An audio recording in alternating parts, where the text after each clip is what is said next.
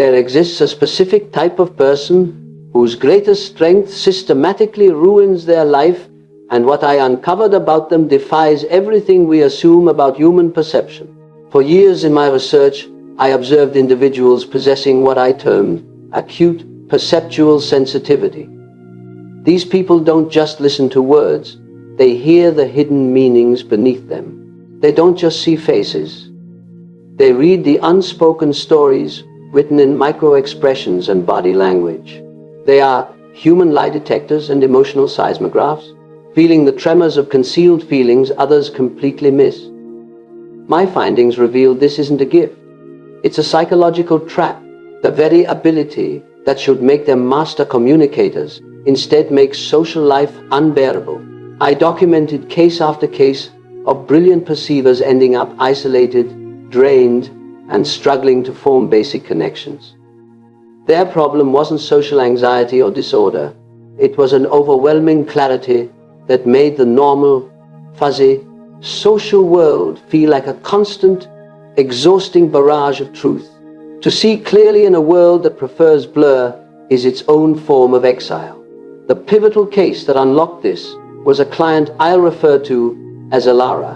She arrived during a period of my own professional uncertainty, a deeply observant individual who represented the pinnacle of this sensitive archetype. Alara could enter any social situation and immediately map the invisible dynamics: who concealed envy, who battled secret despair, who presented a confident front while crumbling internally. She perceived it all with unnerving accuracy. My notes from that time read, "The subject demonstrates an unparalleled capacity for detecting unconscious motivations in others, yet this faculty generates profound distress rather than empowerment." She found casual conversation agonizing because every social mask was transparent to her. Friendships faltered because people felt instinctively seen and retreated. Even professional environments became intolerable. Her mere presence seemed to disrupt the unspoken agreements that allow teams to function.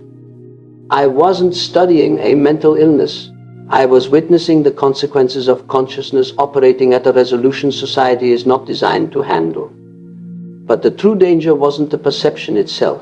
The catastrophic cost came from how the social world reacts to being truly seen. These individuals become lightning rods for what I identified as psychological backlash. When someone holds up a mirror to the parts of ourselves we deny, our unconscious mind faces a choice: acknowledge the reflection or shatter the mirror. Most people instinctively choose to shatter the mirror. My clients with this refined sensitivity were consistently punished for their observations. If they noted someone seemed troubled, they were accused of being negative. If they pointed out an obvious systemic flaw, they were labeled as troublemakers. This was not paranoia. It was a predictable pattern of psychological defense. The person who sees the hidden truth becomes the scapegoat for the discomfort that truth causes. They are blamed for the problems they merely illuminate. Is your greatest strength secretly sabotaging your life? Through my work, I identified 4 distinct manifestations of this high-resolution perception, each with its own unique challenges. The first is the empathic resonator. These individuals don't just understand emotions, they absorb them physically.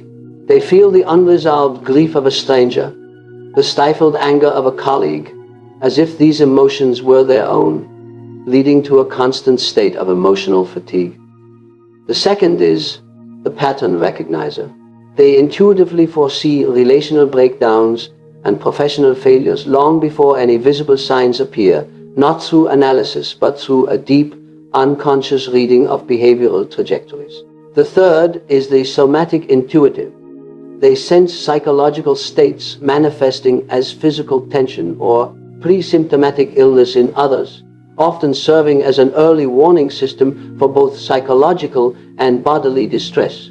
The fourth, and most overwhelmed, is the pure perceiver. They receive a flood of unfiltered intuitive data, without a built-in system to organize it, living in a state of near constant psychic overload. Understanding your specific type is the first step toward building a defense, because each requires a different integration strategy.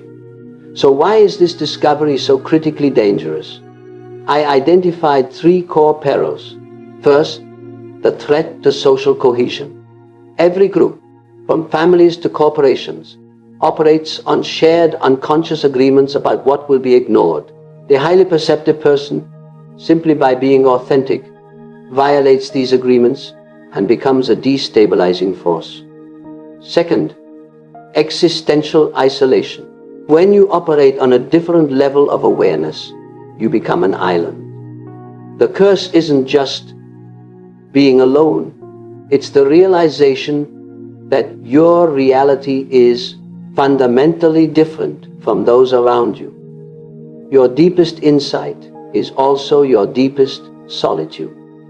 The third and most severe danger is identity dissolution.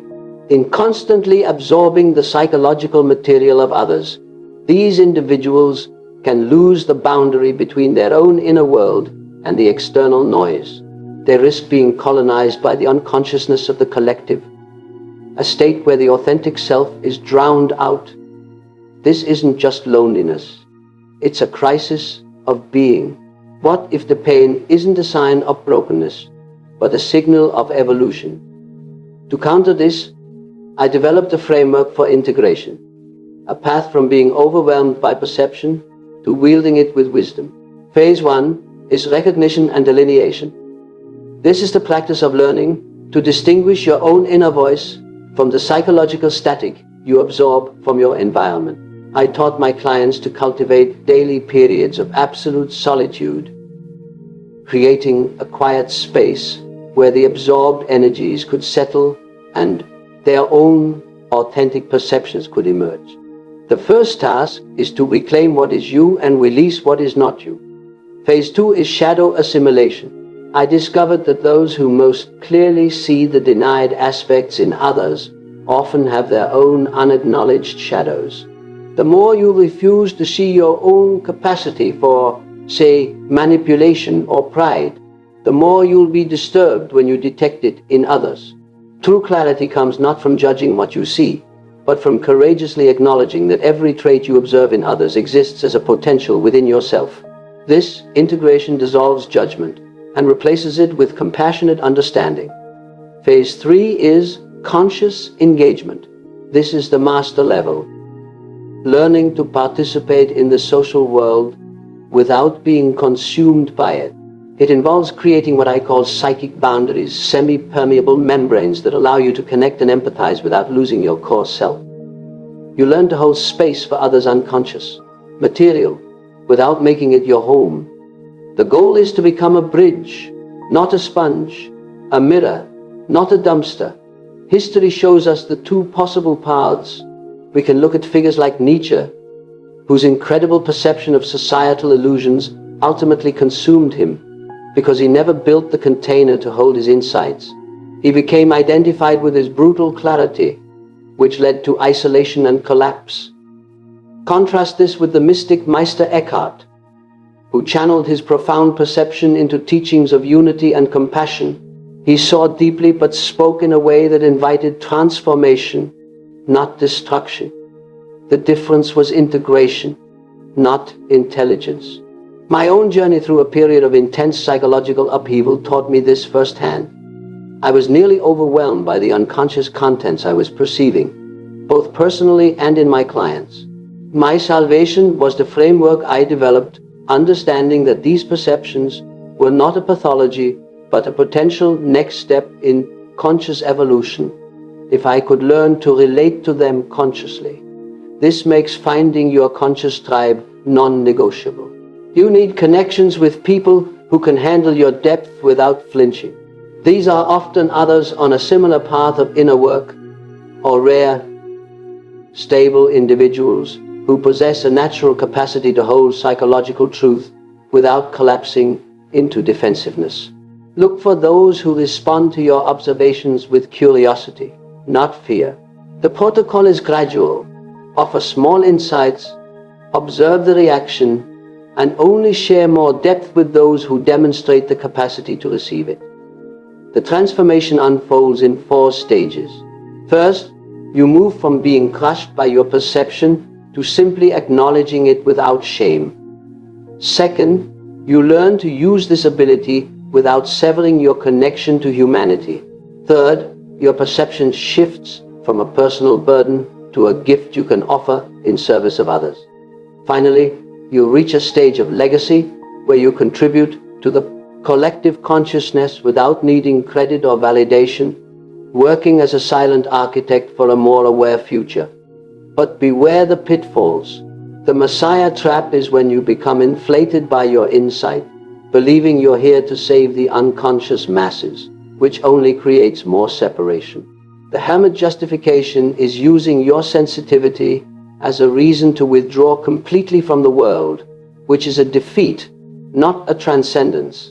And the caregiver's curse is when you build your entire identity around helping others, losing yourself in the process. Integration is a daily practice, not a one-time achievement. Remember Elara?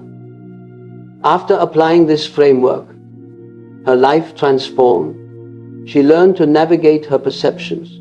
She found meaningful work as a guide for others, and she built a circle of genuine, understanding relationships. She didn't see less, she saw more wisely. Her gift remained, but her relationship to it was healed. She became a living example of the transition from dangerous perception to evolutionary leadership. This is the core of my dangerous discovery. Some people are born with an operating system of consciousness that the current social world cannot yet run. Your acute perception is not a flaw, it is an advanced feature. You are not behind, you are ahead. The critical question is not how can I see less, but how can I build the psychological infrastructure to handle what I see. My method provides that architecture. It's the path from isolation to integrated service, from overwhelm to wisdom. The world doesn't need you to dumb yourself down. It needs you to learn how to wield your clarity with the strategic awareness that turns a personal curse into a cultural contribution. You are not too much. You are exactly what is needed. The real danger was never in seeing everything. It was in never learning to manage the profound responsibility that comes with that sight. If this resonated with you, please support this channel by giving the video a like and delve deeper into mastering your mind by subscribing to Wake and Win.